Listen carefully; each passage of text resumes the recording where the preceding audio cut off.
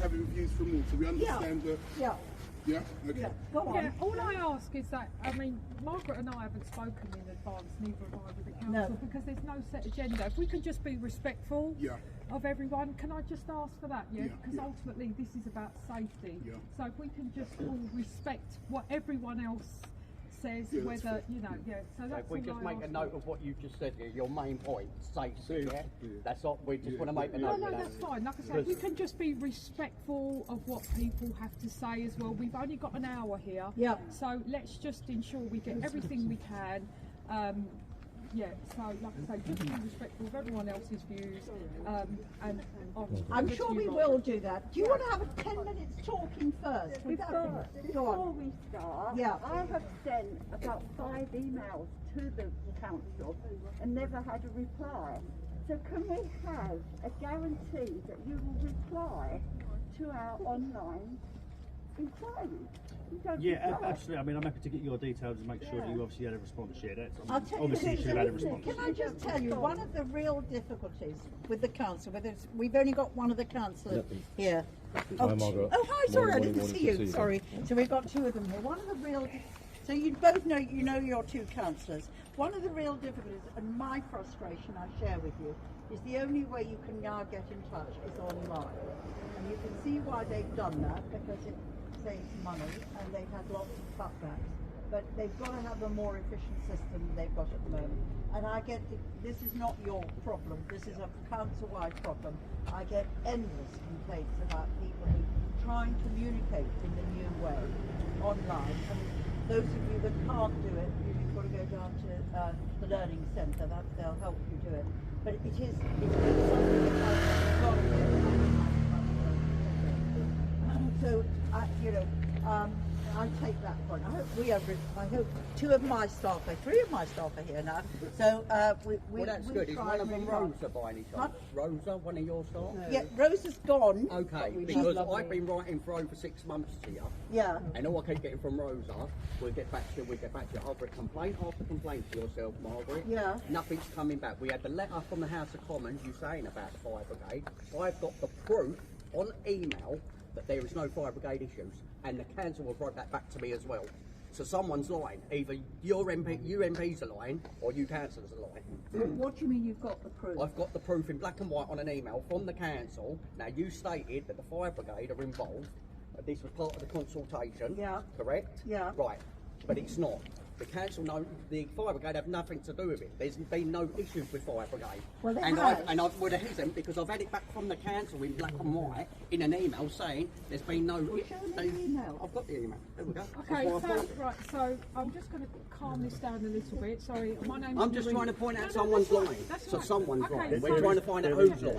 Right. Okay. So sorry. If we just calm it down a little bit. Right. Okay. So a little bit Matt and Jeff. So that's why you're having to. No, and that's absolutely fine. That's absolutely fine. So I'm Narinda, I'm your borough commander, so I'm pleased to meet you all. Sure if you can see so what we'll do is we'll allow the council to advise what the process is. There have been no emergency which ultimately led to this. Do you want to briefly emergency services getting down your road. One second. So that shows there's never been a problem.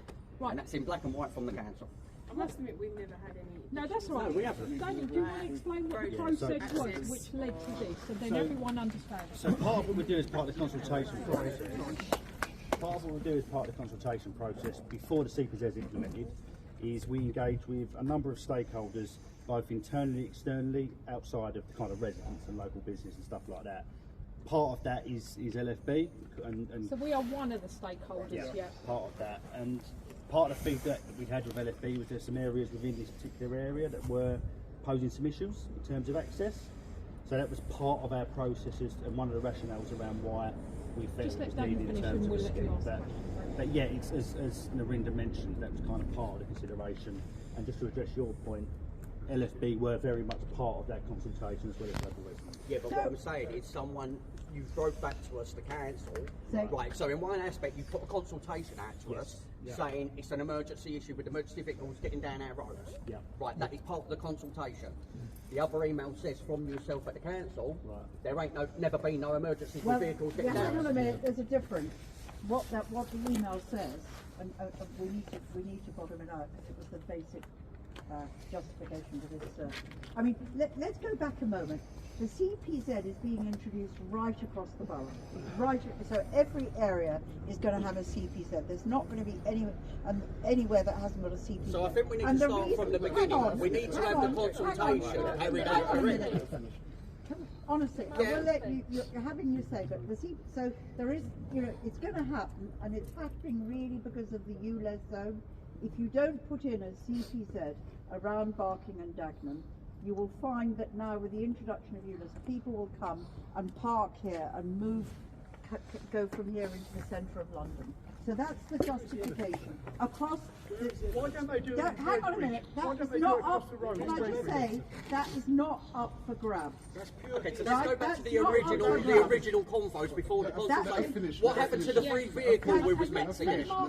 That is not up for grabs, okay? So the whole of the borough, I think, correct me if I'm wrong on the council, because it's a council decision.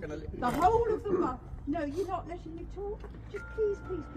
I'm trying to do this so we have a proper consultation. We can get on the pavement. Is that okay? I just want everyone to stay safe. Thank you. The CPZ is happening, and I don't want to spend too much time here because I want to walk around as well. It's happening. The issue here in particular, which I don't think was well handled by the council, so I've been critical of the council in the way they've handled it, is that there is a particular issue around fire brigade access. Now what your letter said is that there hasn't been an issue to date. It doesn't say there isn't an issue over time. 8 years, what that says, there hasn't been an issue to date. But when they consulted the fire brigade, there were concerns about safety in relation to some particular roads. We've just got to hear that, and what I do want to do is get to those roads where you think it's a particular issue. Should we start the walk and do the questions? Yeah, okay, well let's bear with me. No, that's fine. So these two gentlemen have as well. So let these two gentlemen ask the questions. But I do want to walk. We've got an hour. Yeah. Okay? We've got an hour. Yeah. So go on. Going back to the consultation, me personally, I didn't receive communication for consultation. Only after I go on the website, I find out there's CPZ. And then I look at the consultation notes and I see that there was about 80 to 84% no response. About 60% responses. So how is that? And of those responses, the majority voted against it. Great. No, I'm just saying that. Can I just add to this? Even for today's I walked into my block of flats and I saw papers lying on the floor in the communal area, and I picked up on just by chance I read it about today. No, today I organised today, and today I just wrote to the people who've written to me. I didn't do the whole. I only wrote to the people who've written to me. So that's me today.